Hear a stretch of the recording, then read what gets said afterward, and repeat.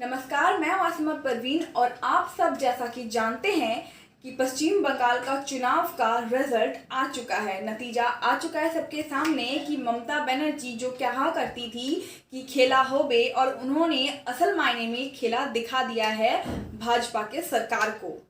परंतु जो नंदीग्राम उनका हॉट सीट माना जाता है, वहां उनको खेला शुभेंदु अधिकारी ने दिखा दिया है। इस बार शुभेंदु अधिकारी ममता जी के ऑपोजिट में खड़े थे, यानी कि पहले शुभेंदु अधिकारी ममता के साथ टीएमसी में हुआ करते थे, उसके बाद उन्होंने बीजेपी को ज्वाइन कर लिया इसी साल और ममता के ऑपोजिट नंदीग्राम में खड़े हुए, जो कि शुभेंदु अधिकारी का गढ़ माना जाता है और ममता जी के लिए वो हॉट स्पॉट है। इस बार नंदीग्राम से दोनों के बीच बहुत कांटे का टक्कर लगा हुआ था और उसका नतीजा आ चुका है कि ममता जी नंदीग्राम पे हार गई है। चुनाव के नतीजे के दिन सुबह से ये देखा जा रहा था कि शुभेंदु अधिकारी नंदीग्राम में आगे चल रहे थे, परंतु उसके कुछ ही समय बाद फिर से ये देखा गया कि ममता जी आगे चल रही है और कुछ ही घंटों के अंदर ये सामने आया कि ममता बनर्जी नंदीग्राम से जीत चुकी है। यहाँ पे ये घोषणा कर दिया गया था, पब्लिकली घोषणा कर दिया गया था कि ममता बनर्जी जीत चुकी है, वो भी 1200 वोटों से।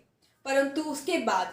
बाद 1 घंटे बाद लोगों के सामने ये नतीजा आया कि नहीं, ममता बनर्जी नहीं जीती है, बल्कि शुभेंदु अधिकारी वहां से जीते हैं। तो यहाँ पे सबके सामने एक बड़ा सवाल है, जो कि अभी बहुत ही ज़्यादा लोगों के मन में आ रहा होगा, लोगों के ख्यालों में आ रहा होगा कि अगर ममता बनर्जी जीत चुकी थी तो उसके बाद शुभेंदु फिर से जीत गई, ये कैसे घोषित कर दिया गया। यहाँ पे एक बड़ा सवाल उठता है कि कहीं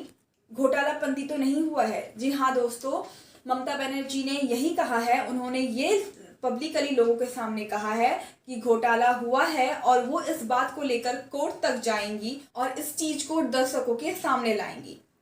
तो अगर ये देख लेते हैं, अगर हम मान भी लेते हैं कि ममता बनर्जी हार चुकी है नंदीग्राम में, जो कि उनका हॉट सीट माना गया था, तो अगर वो हारी है तो वो क्यों हारी है, क्या हो सकता है इसके पीछे रीजंस। तो रीजंस ये हो सकते हैं, जैसा कि इस बार नरेंद्र मोदी जी नंदीग्राम में बहुत बार आ चुके हैं, वहाँ पे भाषण भी दे चुके हैं, तो लोग उनसे इन्फ्लुएंस होकर शायद हो सकता है कि कुछ वोट उनके तरफ चला गया हो। और एक बड़ा मेन फैक्टर हम बोल सकते हैं कि शुभेंदु अधिकारी जो कि पहले टीएमसी में थे,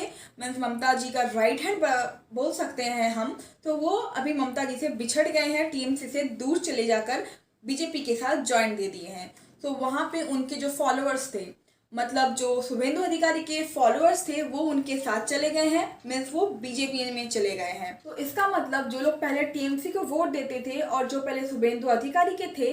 उन लोगों में से कुछ अभी भाजपा को वोट दे रहे हैं, क्योंकि शुभेंदु जी भाजपा में चले गए हैं। तो इस तरह हो सकता है कि डिविजन्स आए होंगे, बीच में दरार आई होंगी, और जो मुस्लिम वोट है, मीन्स ममता जी का पहला मेन वोट कहा जा सकता है कि मुस्लिम वोट बैंक है, मुस्लिम लोगों ने तो दिया ही होगा उन्हें, परंतु हिंदू वोट बैंक में से कुछ लोग टीएमसी में गए और कुछ इस बार भाजपा में गए। तो इस तरह यहाँ पे डिविजन्स हो गए, तो इसके कारण वोट में कुछ अप डाउन्स आ सकते हैं। धन्यवाद दोस्तों, और कमेंट में अपनी राय ज़रूर लिखिएगा कि आपको कौन सी पार्टी चाहिए थी और वही पार्टी आई या नहीं।